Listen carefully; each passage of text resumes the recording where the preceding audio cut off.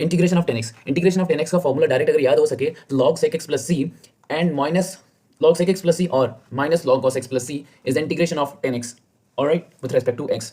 Hence D option both A and B is correct. But इनके साथ भूल के, क्योंकि इस तरह के और भी फॉर्मूलाज होते हैं तो मिक्स हो रहे हैं और आपसे डायरेक्ट फॉर्मूला नहीं याद हो रहा, तो याद करने की ज़रूरत भी नहीं है, क्योंकि आपको अल्टरनेटिव आता है। अल्टरनेटिव आपको क्या आता है कि यहाँ पे इस क्वेश्चन को करेक्ट करने के दो मेथड्स हैं, एक u into v product formula of integration by parts जिसको बोलते हैं, वो आप यूज़ करें। वो एंट्री टेस्ट में आप प्रेफर नहीं करेंगे, आपके पास टाइम बहुत कम होता है, देन इन दैट केस आपने किस तरह इसको सोल्व करना होगा। ठीक है, सो इंटीग्रेशन ऑफ 10x को हम लिख सकते हैं sine x divided by cos x, yes और नो, यस, dx। ऑलराइट, इसका इंटीग्रेशन हमने फाइंड करना है बेसिकली।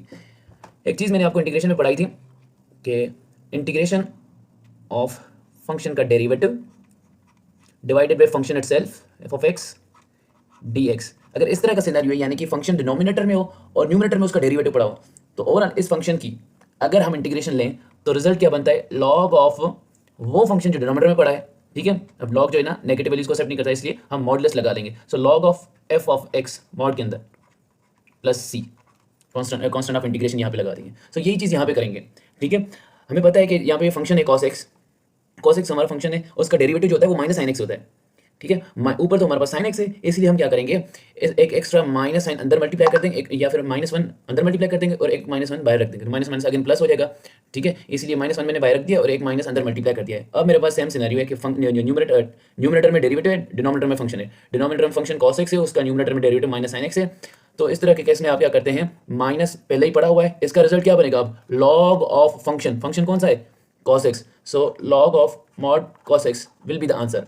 ठीक है, इसका मतलब ऑप्शन बी। इसी ऑप्शन को लॉगरिथम की प्रॉपर्टीज के हिसाब से यहाँ पे -1 लिखा हुआ है, यहाँ पे -1 लिखा हुआ है, उस -1 को लॉग के लॉग के अंदर जो इनपुट आ रहा है उसकी पावर में भेज सकता हूँ। ठीक है, बिल्कुल इसी तरह कि मेरे पास में होता है log a पावर b होता है, तो मैं उसको लिख सकता हूँ, पावर आ गया जाता है। ठीक है, b log a इस तरह लिख सकता हूँ। ठीक है, इसी तरह मैं इसी जो कोएफिशिएंट है log का, उसको उसके इनपुट के पावर में भेज सकता हूँ वापस। ठीक है, कोई मसला नहीं है, दे आर इंटरचेंजेबल। तो मैं -1 को इसके पावर में लेके जाऊँगा, तो ये इस तरह लिखा जा सकता है। ठीक है, log of cos mod of cos x whole power -1 plus c। अब ये जो है आप इसको लिख सकते हैं 1 over mod of sec x।